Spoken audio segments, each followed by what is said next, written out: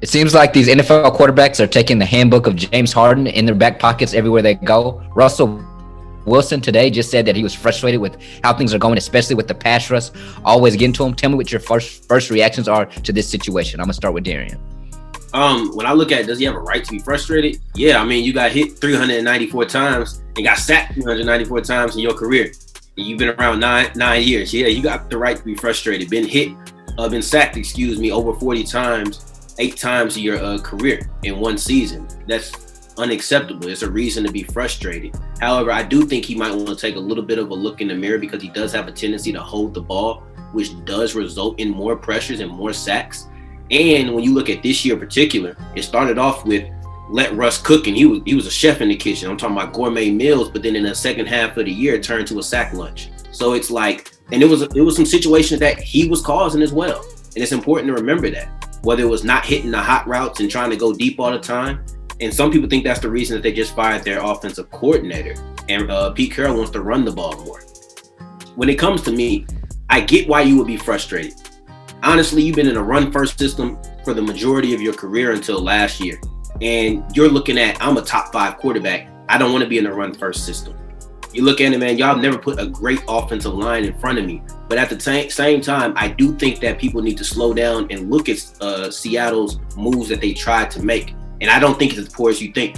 Do I think they tried to put a great team around him? Yes. Have they succeeded? No, they don't have a powerhouse, but I do think they have a good team.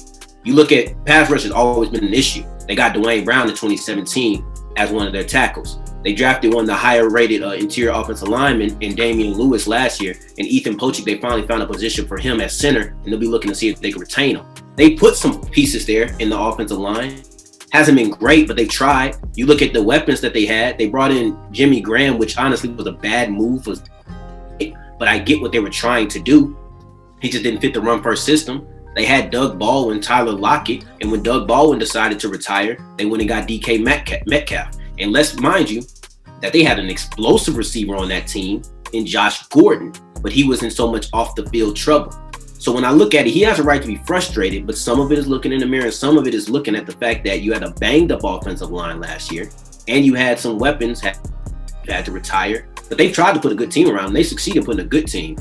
I just think that Russ might want to look at it a little bit and say, hey, man, I play a part in this as well. Yeah, I agree with you, Darian. He does put a part in it. He does have a legitimate reason to be frustrated. We're talking about his longevity in the league at this point. We're talking about his health after the league at this point. He has a wife and kids that he has to go home to. And so you want to be healthy for that. And hits come with the game. That's just a part of the game. But I think as a management, you have to put the right pieces around your quarterback, especially when you have the style of quarterback that Russell Wilson is. I feel like he's been expected to do more with less throughout his career.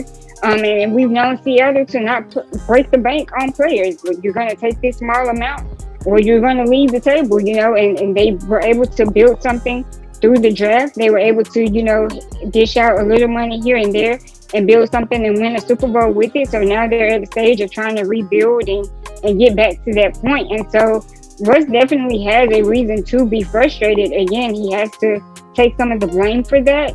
But I think as management, you have to protect your quarterback. If you believe in him as your quarterback and you keep extending his contract, that means you want him on your team. And so you have to do what you have to do to keep him protected, to keep him playing on your team. Yeah, I think he definitely has a right to be frustrated. When you look at the 3 most important positions in football, A, it starts with the quarterback, B, it's the people that protect the quarterback, and C, it's the people that pressure the quarterback. And when you look at all the great quarterbacks in the league, when you look at Drew Brees, that offensive line that he was behind, Patrick Mahomes, that offensive line he was behind prior to the Super Bowl, right, when everybody was intact. Tom Brady, when he came to Tampa Bay, what's the first thing they did? Move up in the draft and get a tackle, secure that offensive line for him. Aaron Rodgers, with having David Bakhtiari before he lost his ACL, one of the best offensive lines in the league as well, right? Like I said, you're going to protect that quarterback. And we saw what the Texans failed to do with Deshaun Watson's one of the reasons he's unhappy. It's also the same thing with Russell Wilson, right? Yeah, they've put receivers around him. Yeah, they've made, different moves on defense. But the thing most obvious to him, keeping him upright and protecting the longevity of his career, they haven't done, and they haven't made investments on that offensive line, and that's why he's been sacked and hit so much. I compare it to another quarterback who I feel like never they kind of expected him to be Superman and just kind of get out of things. And I think Russ being mobile and kind of being able to be Houdini in the pocket sometimes works against him, because they say, oh, he can just evade pressure, or he can do this and do this. It's the same thing with Cam Newton, right? They never really invested in getting Cam Newton some protection. They kind of just said, oh, Cam Newton's big, he's strong, he's tough. And I think taking those hits, so many hits over the course of his career, really affected how he could throw down the stretch when he wasn't able to be Superman anymore, and we had to rely on Cam Newton to be more of a pocket passer. I think that he wasn't able to do that. Now, that was never his strong suit, but I think that him taking all of those hits affected the type of quarterback he could be down the road. And I think Russ is looking at it and he's saying, if I want to be Tom Brady, if I want to be Drew Brees, if I want to play Tom 41, 42, enjoy this game, I need better protection in front of me. Now, when he's asking for a seat at the table, I think that that's where the conversation gets a little tricky. I think that he has every right to look at a player who may be an impending free agent, or maybe look at a free agent and say, hey, we need to re-sign this guy, or hey, we need to look at getting him. Talk to the front office, say, hey, we need to invest in this offensive line more. When he says he wants to pick his O-line, I really don't want to see Russell Wilson in his Mel Kiper, Todd McShay bag. You know what I mean? But, like I said, I don't know exactly, how big the seat at the table he's asking for is, but he definitely has every right to be frustrated with the level of protection he's gotten in Seattle thus far in his career. Yeah, man. I would love to see the NFL move to a more player-driven league, similar to the NBA.